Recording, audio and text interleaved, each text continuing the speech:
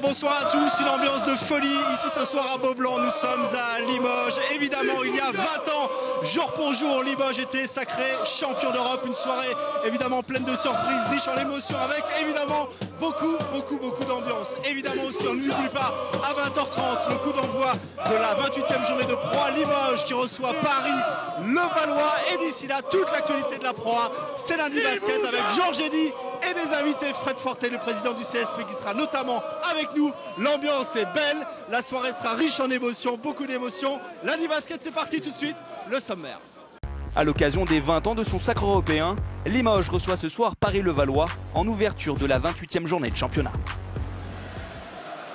Quelle ambiance, bonsoir, rebonsoir à tous, quelle ambiance ici ce soir à Beaublanc, à Limoges. Bonsoir Frédéric Fortet. Bonsoir.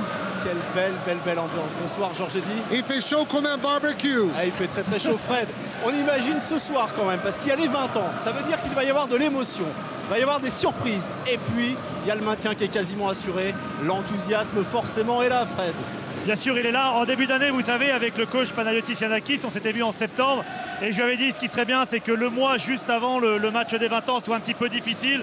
Que le week-end d'avant, quand on ira à Strasbourg, on gagne pour quasiment assurer notre maintien. Et qu'on valide notre maintien en gagnant contre Paris ce soir.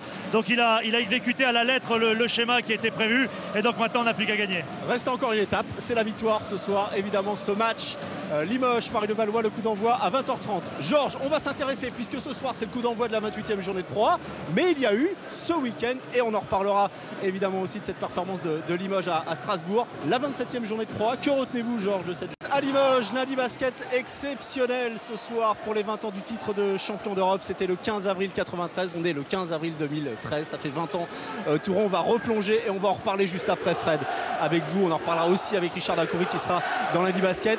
On replonge dans les souvenirs tout de suite avec Joris Sabi.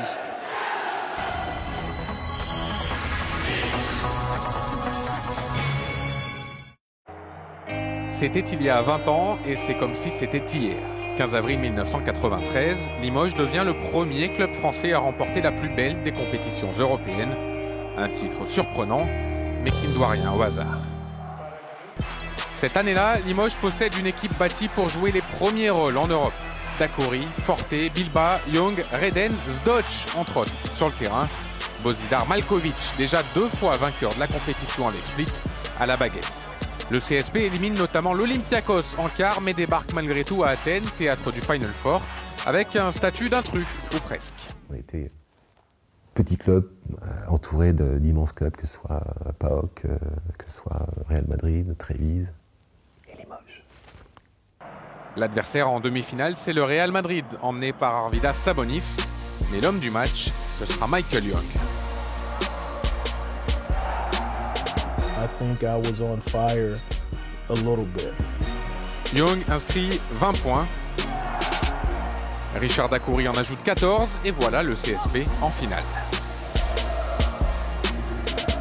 Tu te dis, waouh, on a fait le Real de Madrid, qu'est-ce qui peut nous arrêter? Une autre montagne se dresse face au Limougeau en finale, le Benetton Trévise de Tony Kukoc et Terry Tiggle. Limoges rate son début de match mais va revenir sans s'affoler. Jim Bilba est dominateur.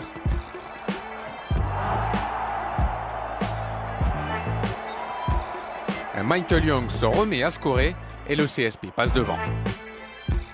Plus 3, Tony Kukoc a le ballon d'égalisation entre les mains.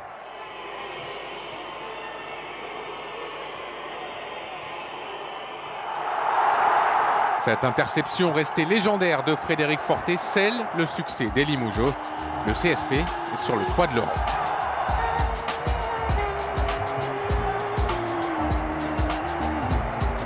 Ils sont des milliers en pleine nuit à l'aéroport, puis le lendemain dans les rues de la ville pour acclamer ces héros. Une équipe, un coach, un club, à jamais dans la légende.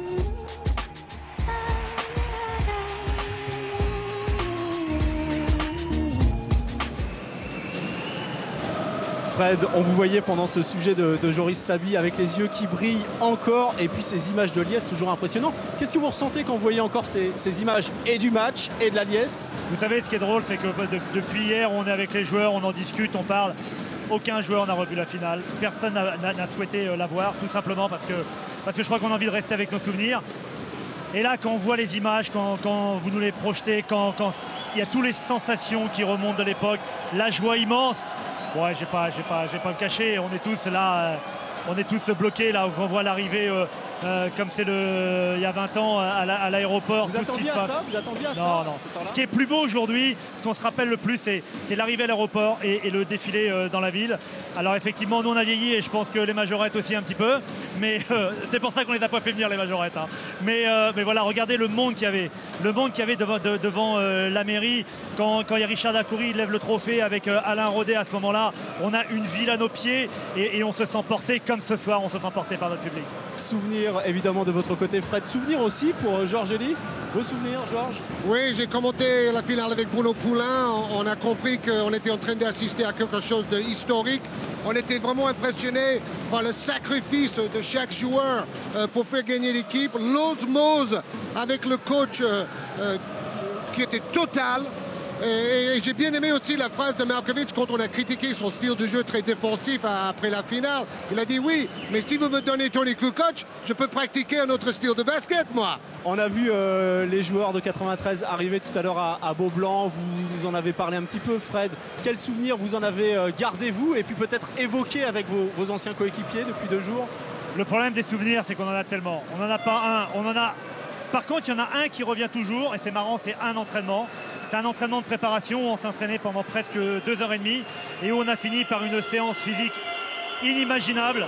Et à ce moment-là, c'est vrai qu'on s'est dit, tout le travail que nous sommes en train d'effectuer aujourd'hui, il faudra qu'un jour ça paye. On ne sait pas qu'on va être champion d'Europe. À l'époque, on espère peut-être jouer un quart de finale. Aller au Final Four, c'était déjà le nirvana. Il n'y avait qu'une seule personne, je crois, dans le groupe qui y croyait vraiment. C'était Boja. Et justement, quand on parle de ce titre de 93, finalement, on retient et Boja, sa préparation un petit peu dure physiquement. Un peu, oui. Et puis, Fred, on l'a vu dans le sujet de Joris, ce geste. Est-ce que vous avez regardé Intérieur Sport samedi sur Canal, consacré au CSP par Clément Contentin? Très très beau reportage Intérieur Sport comme toujours. Le cercle sacré. En finale, on l'a vu, il y a cette interception. Évidemment, Tony Kukoc qui dit évidemment que vous ne touchez pas le ballon, mais vous l'effleurez aussi. Extrait de cet Intérieur Sport de fin de match Limoges. C'était il y a 20 ans. Une interception qui fait encore parler. I've seen this a couple of times. Yeah. A couple million times. Yeah, really? No, not really. I checked a couple of times. Stop it and you tell me where his hand is. See where his hand is? See where the ball is? See where his hand is.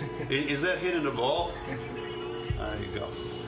All I needed to tell you. I know I'm going to look bad when the people are looking there, but hey, I care about my wins and losses.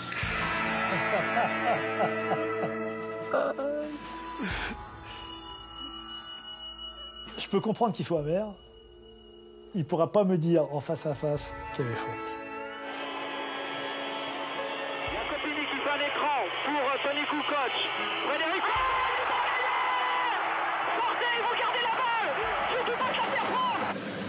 On vous a vu sourire, Fred, c'est toujours aussi fort cette action.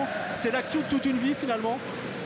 Oui, certainement qu'on résume ma carrière à ça, mais vous savez, il y a pire comme souvenir et comme raccourci. Donc moi, ça me va très très bien. Vous savez. Et quel symbole que l'action décisive du match soit une action défensive, une interception. Parce que toute la réussite de cette équipe a été bâtie sur une grosse défense collective. Et vous savez que Tony Kukoc est un joueur immense. Un des 5 ou 6 plus grands joueurs de l'histoire du basket européen et mondial. Enfin, européen. Et la seule chose qu'il y a, c'est que 20 ans après, qu'ils revivent l'action de cette façon-là, ce qui prouve que c'est un grand champion. Les grands champions ne renoncent jamais. Lui, il renonce pas. Et quand il regarde l'image, il espère qu'encore que ça va changer. Sauf que on est passé, c'est fini, et voilà. Le titre, c'est vous. Enfin, le titre, c'est vous et tous vos coéquipiers. On va continuer évidemment d'en reparler. Il y a une ambiance de folie ici ce soir à Beaublanc. Ça commence à monter sévère, évidemment.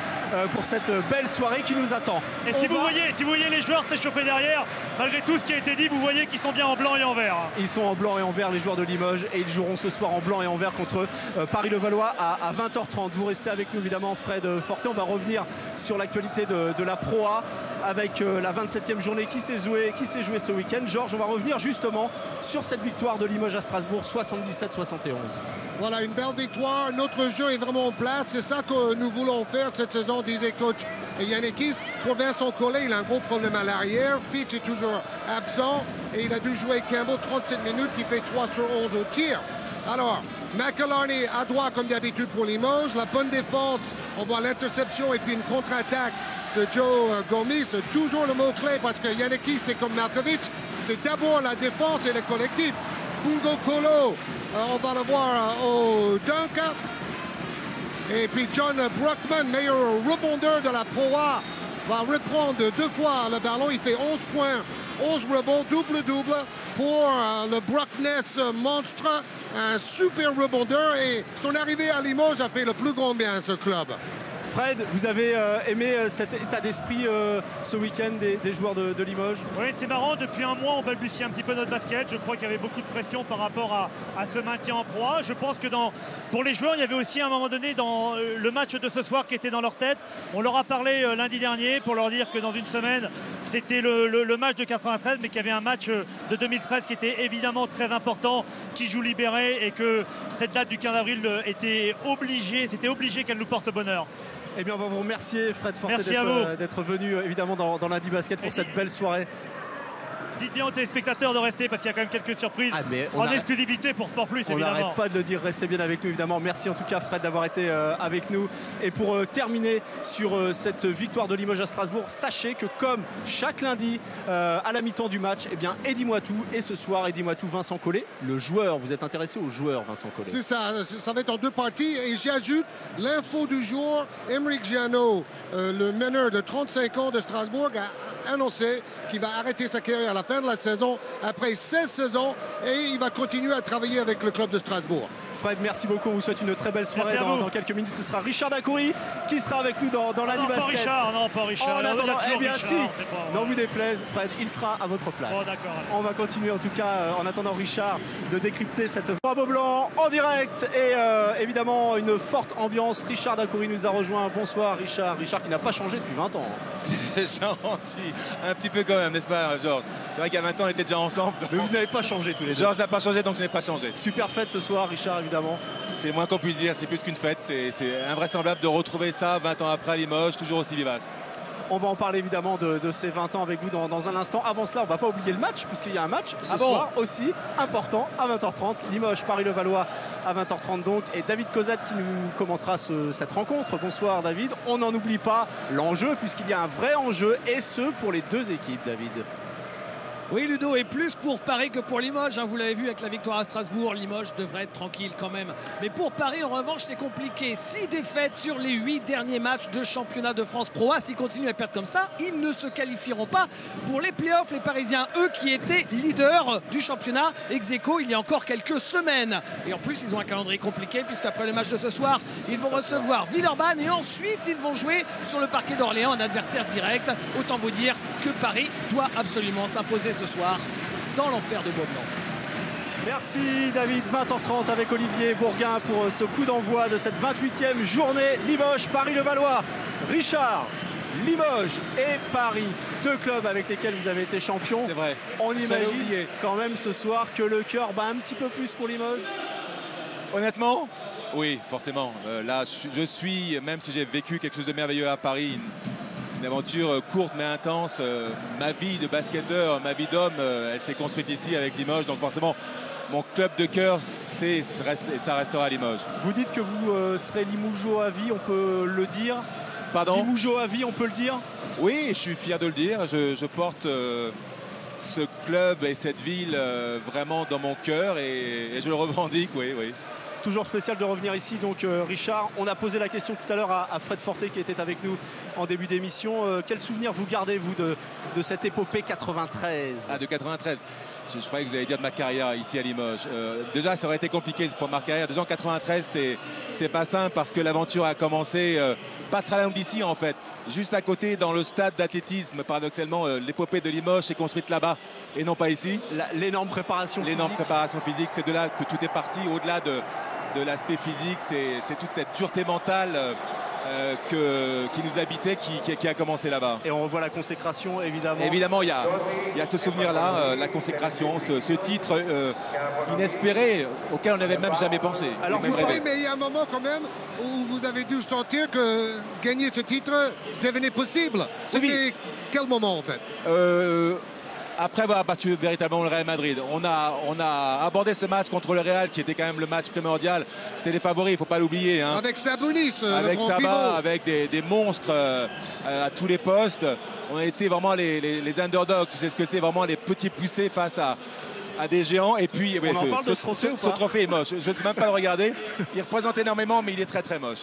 Et c'est après avoir fait tomber ce géant, cet ogre, qu'on s'est pris à croire à l'impensable, tout simplement, avec un Bozidar Makovic qui tenait toujours ce discours. Il faut avoir en tête que bien avant le Final Four, Bozidar nous a dit, écoutez, on est au Final Four, le reste, je m'occupe de tout. Oui, parce qu'il en a gagné avec Split déjà avant. Qualifiez-vous contre l'Olympiakos au Final Four, le reste, le Final Four, c'est moi qui m'occupe de tout. Et il l'a fait, il nous a montré la voie et après, c'était entre guillemets facile.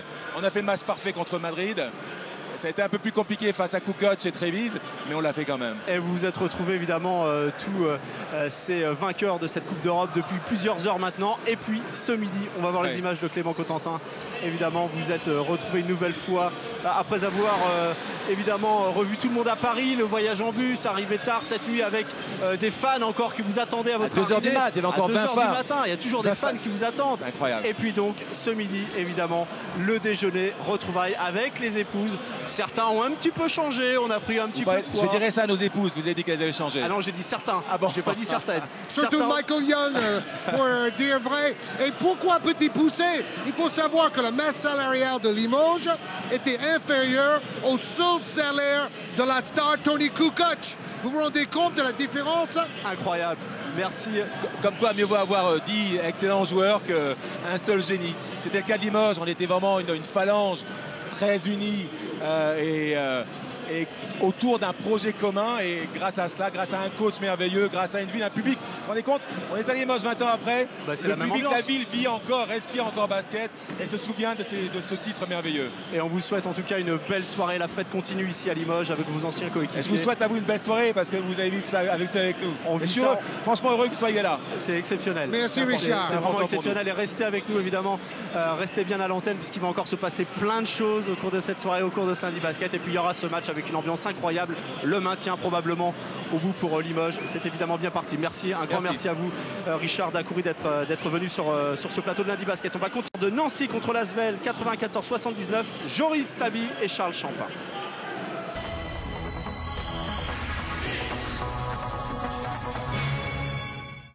Let's focus. Let's play for each other out there. Let's have fun and whoop their motherfucking ass. Together on 3. 1, 2, 3. Together. Nancy Basket, take one. Le discours de motivation avant ce match face à l'Asvel est limpide. Les Nancéens vont l'appliquer à la lettre. Après un début de match équilibré, les Lorrains prennent le dessus grâce à 2 ingrédients. Adresse à 3 points et intensité défensive. À l'image de cette action, Marcellus Somerville va d'abord intercepter et marquer. La suite, c'est Solo Diabaté qui la raconte. Comme je défendais sur le meneur adverse, donc j'avais un peu mémorisé le système. Donc je savais à peu près ce qu'ils allaient faire. Donc j'ai anticipé. Lui, sur cette action, il a mal lu. Donc ça m'a donné une contre-attaque. J'ai eu peur que Georgie Joseph saute d'ailleurs. Mais je suis allé, puis voilà, plaquer un petit dunk. En face, Edwin Jackson passe lui à côté de son match. 20 points de moyenne sur les 7 dernières rencontres. Seulement 9 points à 2 sur 11 au tir, plus 5 balles perdues dans cette partie.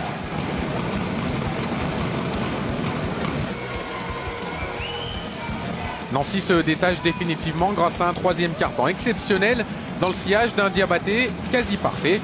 Le meneur ivoirien termine avec 18 points et 12 passes décisives. faire des passes, il faut aussi que les coéquipiers les mettent. Après les 18 points, j'ai mis un 3 points, 2-3 points, j'ai essayé, c'est rentré. On a une équipe où à chaque soir, ça peut être un gars différent. Ce soir, il y a tout le monde qui a bien joué, tout le monde a apporté, donc c'est ça la satisfaction, même si après, moi aussi, je suis content de mon match. Hervé Touré ajoute 18 points et 9 rebonds. L'ex-Villeurbanais retrouve son meilleur niveau depuis quelques semaines. J'ai eu quelques pépins physiques et on ne peut pas faire autrement que gérer avec. Donc je remercie le club d'avoir été patient et les kinés de m'avoir bien soigné. Maintenant que je me sens mieux, j'essaie d'aider l'équipe au maximum et je remercie aussi qu'ils me donnent du temps de jeu et le moyen de m'exprimer. 50% à 3 points, 18 passes décisives, seulement 8 ballons perdus. Nancy réussit sa plus belle performance de la saison. Avec 2 victoires d'avance à 3 journées de la fin, le maintien est-il assuré? La première des choses que j'ai dites aux joueurs, c'est que c'est pas le moment de se relâcher. Je suis très attaché aux aspects mathématiques, donc hors de question de se croire à l'abri de quoi que ce soit. Nancy ne peut pas se relâcher mais peut souffler. La mission maintien est presque accomplie. La victoire de l'Asvel à Nancy. L'Asvel, on retrouvera l'Asvel sur Sport Plus. Ce sera vendredi soir, match de la 28e journée à 19h30. Asvel-Gravelines. Parmi les autres résultats, Georges, de cette 27e journée, Nanterre qui continue son chemin. Victoire contre le Havre, 92-85. Incroyable cette équipe de Nanterre qui dépasse encore les 90 points et passe meilleure attaque de la Pro A. Ils ont mis 92 avec notamment un 13 sur 26 à 3 points. Leur adresse colossale continue avec notamment le meilleur scoreur de la soirée dans la petite salle de Nanterre, Chris Oliver, 19 points, 9 sur 12 au tir, 6 rebonds, 9 passes. Par la suite, c'était la festival longue distance de notre consultant Stephen Brun. On va le voir mettre 4 paniers à très longue distance à 3 points. Ça lui donne 5 sur 6 à 3 points pour le match, 19 points en seulement 16 minutes. Lui aussi, il était chaud comme un barbecue.